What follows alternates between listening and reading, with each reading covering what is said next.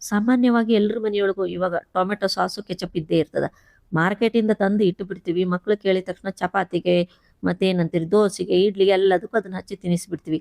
ಆದ್ರೆ ಅದು ಎಷ್ಟು ಹೆಲ್ದಿ ಅಂತ ನಾವು ವಿಚಾರ ಮಾಡೋದಿಲ್ಲ. ಮಕ್ಳಿಗೇನೋ ರುಚಿಯಾಗಿದ್ದು ಸಿಕ್ಕ್ರೆ ಸಾಕು. ಆದ್ರೆ ಇವತ್ತು ನಾವು ಅದೇ ಟೊಮೆಟೊ ಕೆಚಪ್ಪನ್ನ ಹೆಲ್ದಿಯಾಗಿ ಮನೆಯೊಳಗೆ ಮಾಡೋಣ. ಇದ್ರೊಳಗೆ ಯಾವುದೇ ಸಕ್ರಿ ಹಾಕೋದು ಬೇಡ. ಆಮೇಲೆ ಪ್ರಿಸರ್ವೇಟಿವ್, ಆರ್ಟಿಫಿಷಿಯಲ್ ಕಲರ್ ಏನು ಹಾಕೋದು ಬೇಡ. ಹೆಲ್ದಿಯಾಗಿಯೇ ಇದನ್ನ ಮನೆಯೊಳಗೆ ಮಾಡೋಣ.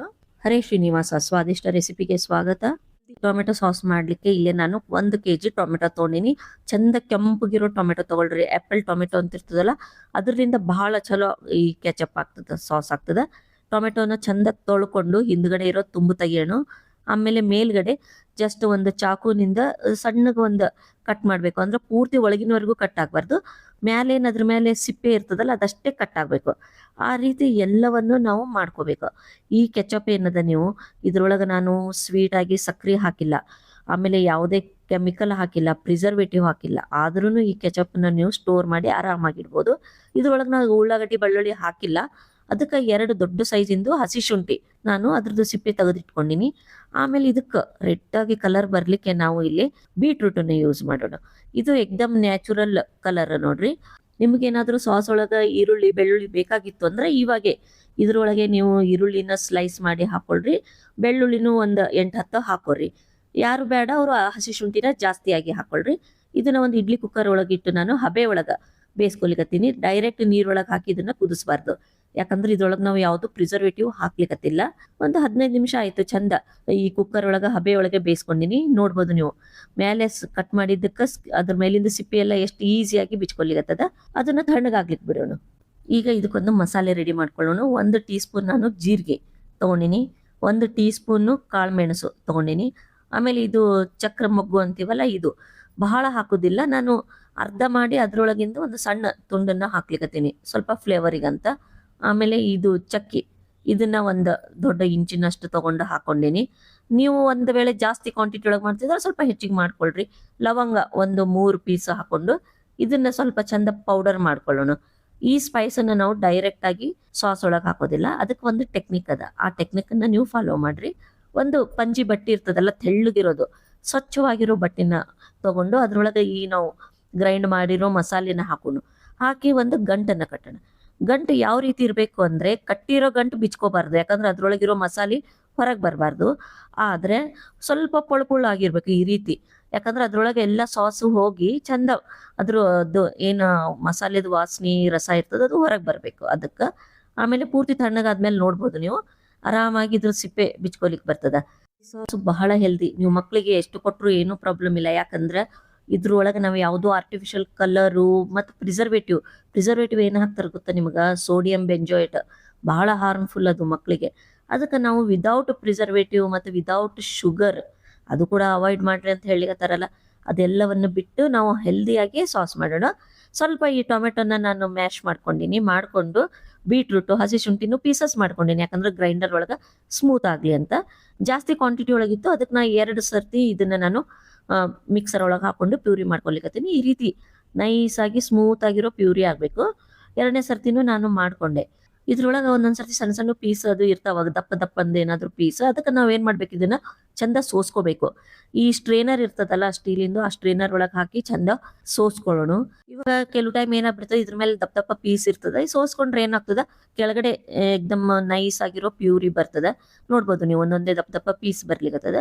ಈ ವಿಡಿಯೋನ ಸ್ಕಿಪ್ ಮಾಡದೆ ಪೂರ್ತಿಯಾಗಿ ನೋಡ್ರಿ. ಯಾಕಂದ್ರೆ ನಾನು ಇದ್ರೊಳಗೆ ಬಹಳ ಟಿಪ್ಸನ್ನ ಶೇರ್ ಮಾಡೀನಿ. ಯಾಕಂದ್ರೆ ನಾವು ಇದ್ರೊಳಗೆ ಯಾವುದೇ ಪ್ರಿಸರ್ವೇಟಿವ್ ಹಾಕ್ಲಿಕ್ಕತ್ತಿಲ್ಲ.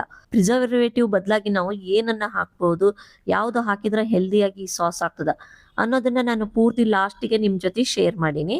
ಆಮೇಲೆ ನೋಡ್ಬೋದು ನೀವು ಪರ್ಫೆಕ್ಟ್ ಆದ ರೆಡ್ ಕಲರ್ದು ಟೊಮೆಟೊ ಪ್ಯೂರಿ ರೆಡಿ ಆಯ್ತು. ಇವಾಗ ಇದ್ರಲಿಂದ ನಾವು ಸಾಸ್ ಮಾಡೋಣ. ಒಂದು ಪ್ಯಾನ್ ಒಳಗೆ ಇದನ್ನ ಹಾಕೊಳ್ರಿ. ಈಗ ಇದು 1 kg ನಾನು ಟೊಮೆಟೊದಕ್ಕೆ ಲೆಕ್ಕ ಹೇಳಿಕತ್ತೀನಿ. ಇಲ್ಲಿ ಸಕ್ಕರೆ ಹಾಕೋದು ಬೇಡ, ಅದ್ರ ಬದಲಾಗಿ ನಾವು ಬೆಲ್ಲ, ಇದು 150 ಗ್ರಾಮ್ ನಾನು ಬೆಲ್ಲ ತಗೊಂಡಿನಿ. ಅಷ್ಟು ಬೇಕಾಗ್ತದೆ. ಇನ್ನೂ ಸಿಹಿ ಬೇಕಾದ್ರೆ ನೀವು ಇನ್ನೂ ಸ್ವಲ್ಪ ಜಾಸ್ತಿ ಬೆಲ್ಲವನ್ನ ಹಾಕೊಳ್ರಿ. ಇಲ್ಲಿ ಸಕ್ಕರೆ ಹಾಕೋದು ಬೇಡ ನಾವು. ಯಾಕಂದ್ರೆ ವೈಟ್ ಶುಗರ್ನ ಆದಷ್ಟು ಅವಾಯ್ಡ್ ಮಾಡ್ರಿ ಅಂತ ಎಲ್ಲರೂ ಹೇಳ್ತಾರೆ. ಅದಕ್ಕೆ ರುಚಿಗೆ ಎಷ್ಟು ಬೇಕೋ ಅಷ್ಟು 1-2 ಚಮಚ ನಾನು ಇಲ್ಲೇ ಉಪ್ಪನ್ನ ಹಾಕೊಂಡಿನಿ. ಆಮೇಲೆ ಖಾರ ನೋಡಿ ನೀವು ಹಾಕೊಳ್ರಿ. ಸಣ್ಣ ಮಕ್ಕಳಿದ್ರೆ ಸ್ವಲ್ಪ ಕಡಿಮೆ ಖಾರ ಹಾಕ್ರಿ. ನಾನಿಲ್ಲಿ 2 ಚಮಚದಷ್ಟು ಕೆಂಪು ಖಾರದ ಪುಡಿ ಹಾಕೊಂಡಿನಿ. ಆಮೇಲೆ ಇದನ್ನ ಚಂದ ಕಲಿಸ್ಕೊಳ್ಳೋಣ. ಇವಾಗ ನಾನು ಗ್ಯಾಸನ್ನು ಆನ್ ಮಾಡ್ತೀನಿ. ಲೋ ಫ್ಲೇಮಲ್ಲಿ ಮೊದಲು ಇದನ್ನೆಲ್ಲ ಖಾರ ಪುಡಿ ಮತ್ತು ಬೆಲ್ಲ ಎಲ್ಲವನ್ನು ಕರಗೋವರೆಗೂ ಕಲಿಸ್ಕೊಳ್ಳೋಣ. ಇವಾಗ ಎಲ್ಲ ಚಂದ ಮಿಕ್ಸ್ ಆದಮೇಲೆ ನಾವೇನಿದು ಮಸಾಲೆದು ಒಂದು ಗಂಟು ಮಾಡಿದ್ದೀವಲ್ಲ, ಈ ಗಂಟನ್ನು ಇದ್ರೊಳಗೆ ಹಾಕೋಣ. ಒಂದು ವೇಳೆ ನೀವು ಬೆಳ್ಳುಳ್ಳಿ ಈರುಳ್ಳಿ ತಿನ್ನೋರು ಕೆಲವು ಟೈಮ್ ಏನು ಮಾಡ್ತಾರೆ, ಬೆಳ್ಳುಳ್ಳಿ ಮತ್ತು ಈ ಈರುಳ್ಳಿನ ಜಜ್ಜಿ ಈ ಥರ ಗಂಟಲ್ಲಿ ಕಟ್ಟಿ ಅದನ್ನು ಸಾಸ್ ಒಳಗೆ ಕುದಿಯುವಾಗ ಹಾಕ್ತಾರೆ. ಅವಾಗೂ ಅದ್ರದ್ದು ಫ್ಲೇವರ್ ಅದ್ರೊಳಗೆ ಬರ್ತದೆ. ಇಲ್ಲಿ ನಾವು ಉಳ್ಳಾಗಡ್ಡಿ ಬೆಳ್ಳುಳ್ಳಿ ಹಾಕ್ದೇನೆ ಹೆಲ್ದಿ ಆಗಿರೋ ಟೊಮೆಟೊ ಸಾಸ್ ಮಾಡೋಣ. ಆಮೇಲೆ ಇದ್ರೊಳಗೆ ವಿನಿಗರ್ ಅಂತ ಹಾಕ್ತಾರೆ ಯೂಶ್ವಲಿ. ಯಾಕಂದ್ರೆ ಈ ವಿನಿಗರು ಒಂದು ಪ್ರಿಸರ್ವೇಟಿವ್ ಆಗಿ ಕೆಲಸ ಮಾಡ್ತದೆ. ನಮ್ಮ ಕಡೆ ಬಹಳ ಜನರಿಗೆ ವಿನಿಗರ್ ಅದು ವಾಸನೆ ಇಷ್ಟ ಆಗೋದಿಲ್ಲ. ಅವರಿಗೆ ಏನು ಹಾಕಬೇಕು ಅನ್ನೋದನ್ನ ನಾನು ಆಮೇಲೆ ಹೇಳ್ತೀನಿ. ನಾನು ಇಲ್ಲಿ ವಿನಿಗರ್ ಹಾಕ್ಲಿಕ್ಕತ್ತಿಲ್ಲ. ಒಂದು ವೇಳೆ ವಿನಿಗರ್ ಹಾಕೋದಿದ್ರೆ ಒಂದು ಸಣ್ಣ ಬಟ್ಲದಷ್ಟು ಒಂದು ವಿನಿಗರನ್ನು ಇದಕ್ಕೆ ಹಾಕ್ತಾರೆ. ಇವಾಗ ಚಂದ ಒಂದು 5-10 ನಿಮಿಷ ಕುದಿಬೇಕು. ಸ್ವಲ್ಪ ಪೇಷನ್ಸ್ ಆಗಿ ಇದನ್ನ ಸ್ಲೋ ಫ್ಲೇಮ್ ಒಳಗೆ ಕುದಿಸ್ಕೋತಾ ಇರ್ರಿ. ಆಮೇಲೆ ಸ್ವಲ್ಪ ಪ್ಲೇಟ್ ಒಳಗೆ ಹಾಕಿ ಚೆಕ್ ಮಾಡೋಣ ಆಗಿದನೋ ಇಲ್ಲೋ ಅಂತ. ಹಾಕಿದ ತಕ್ಷಣ ಈ ರೀತಿ ಸೋರ್ಬಾರ್ದು, ಕೆಳಗಿನವರೆಗೂ ನೋಡ್ಬೋದು. ಆ ರೀತಿ ಸೋರಿದ್ರೆ ಇನ್ನೂ ಆಗಿಲ್ಲ ಅಂತ ಅರ್ಥ. ಮತ್ತೆ ಒಂದು 5-10 ನಿಮಿಷ ಇದೇ ರೀತಿ ಚಂದ ಕುದಿಸ್ಕೊಳ್ಳೋಣ. ಸ್ವಲ್ಪ ಲೋ ಫ್ಲೇಮು, ಸ್ವಲ್ಪ ಮೀಡಿಯಮ್ ಫ್ಲೇಮ್ ಒಳಗೆ ಕೈ ಆಡಿಸ್ಕೋತಾ ಕುದಿಸ್ಕೋತಾ ಇರ್ರಿ. ಆಮೇಲೆ ಇವಾಗ ನೋಡ್ರಿ ನೀವು ಮತ್ತೆ ಒಂದು 10 ನಿಮಿಷ ಆಯ್ತು. ಇವಾಗ ಹಾಕಿದ ತಕ್ಷಣ ಇದೇ ರೀತಿ ಮೇಲೆ ದಪ್ಪಗೆ ಕೂಡ್ಲಿಗತ್ತದ, ಜಾಸ್ತಿ ಹಿಂಗೆ ಸೋರ್ವಾಲ್ತು ನೋಡ್ರಿ. ಆದರೂ ಇದನ್ನ ಇನ್ನೂ ಒಂದು 5 ನಿಮಿಷ ಸ್ವಲ್ಪ ಕುದಿಸ್ತೀನಿ. ಯಾಕೋ ಸ್ವಲ್ಪ ಹಿಂಗೆ ನೀರಾಗಿ ಬಂದಂಗೆ ಅನ್ನಿಸ್ಲಿಗತ್ತದಲ್ಲ, ಅದಕ್ಕೆ ಮತ್ತು ಒಂದು 5 ನಿಮಿಷ ಕುದಿಸೋಣ. ಇವಾಗ ಇದಕ್ಕೆ ನಾವು ಸೋಡಿಯಂ ಬೆಂಜೋಯೇಟ್, ಅದು ಒಂದು ಹಾರ್ಮ್ಫುಲ್ ಆದ ಪ್ರಿಸರ್ವೇಟಿವ್, ಅದನ್ನು ಹಾಕ್ಲಿಕ್ಕತ್ತಿಲ್ಲ. ಈವನ್ ವಿನಿಗರನ್ನು ಹಾಕ್ಲಿಕ್ಕತ್ತಿಲ್ಲ. ಬಟ್ ವಿನಿಗರ್ ಏನು ಹಾರ್ಮ್ಫುಲ್ ಅಲ್ಲ, ಆದ್ರೂ ಅದ್ರ ವಾಸನೆ ಭಾಳ ಜನರಿಗೆ ಸೇರಲ್ಲ. ಅದ್ರ ಬದಲಾಗಿ ನಾವು ಇಲ್ಲಿ ಸೈಟ್ರಿಕ್ ಆ್ಯಸಿಡ್ ಅಂದರೆ ಇದಕ್ಕೆ ನಿಂಬು ಸತ್ವನೂ ಅಂತಾರೆ ಮತ್ತು ನಿಮ್ಮುಪ್ಪು ಅಂತಾರೆ. ನಮ್ಮ ಸಣ್ಣ ಸಣ್ಣ ಎಲ್ಲ ಕಿರಾಣಿ ಶಾಪ್ ಒಳಗೂ ಇದು ನಿಮ್ಗೆ ಆರಾಮವಾಗಿ ಸಿಗ್ತದೆ. ಇದು ಲಿಂಬೆ ಹಣ್ಣಿನ ರಸನ ಒಣಗಿಸಿ ಮಾಡಿರ್ತಾರೆ. ಇದು ಯಾವುದು ಕೆಮಿಕಲ್ ಅಲ್ಲ ಮತ್ತು ಇದು ಹಾರ್ಮ್ಫುಲ್ಲೂ ಅಲ್ಲ. ನಾನು ಮುಂದೆ ನಿಮ್ಗೆ ಈ ಲಿಂಬೆ ಹಣ್ಣಿನ ಸತ್ವ, ಈ ಸೈಟ್ರಿಕ್ ಆ್ಯಸಿಡ್ ಮನೆಯೊಳಗೆ ಯಾವ ರೀತಿ ಮಾಡ್ಬೋದು ಅನ್ನೋದನ್ನು ನಾನು ಶೇರ್ ಮಾಡ್ತೀನಿ ನಿಮ್ಮ ಜೊತೆ. ಈಗ ಗ್ಯಾಸ್ ಅದು ಸೈಟ್ರಿಕ್ ಆ್ಯಸಿಡ್ ಹಾಕಿ ಸ್ವಲ್ಪ ಕುದಿಸಿದ ಮೇಲೆ ಗ್ಯಾಸನ್ನು ಆಫ್ ಮಾಡಿರಿ. ಸ್ವಲ್ಪ ಇದು ತಣ್ಣಗಾದ ಮೇಲೆ ಗಂಟೆ ಏನದಲ್ಲ ಅದನ್ನು ತೊಗೊಂಡು ಸ್ವಲ್ಪ ಹಿಂಡೋಣ. ಅದರೊಳಗೆ ಚಂದ ಮಸಾಲೆ ವಾಸನೆ ಇರೋ ರಸ ಎಲ್ಲ ಇರ್ತದೆ, ಅದನ್ನೆಲ್ಲ ಹಿಂಡಿ ತೆಗಿಯೋಣ. ಇವಾಗ ನೋಡ್ರಿ, ನೀವು ಪೂರ್ತಿ ತಣ್ಣಗಾದ್ಮೇಲೆ ಒಂದು ಪ್ಲೇಟ್ ಒಳಗೆ ಹಾಕಿ ನೀವು ಚೆಕ್ ಮಾಡಿರಿ.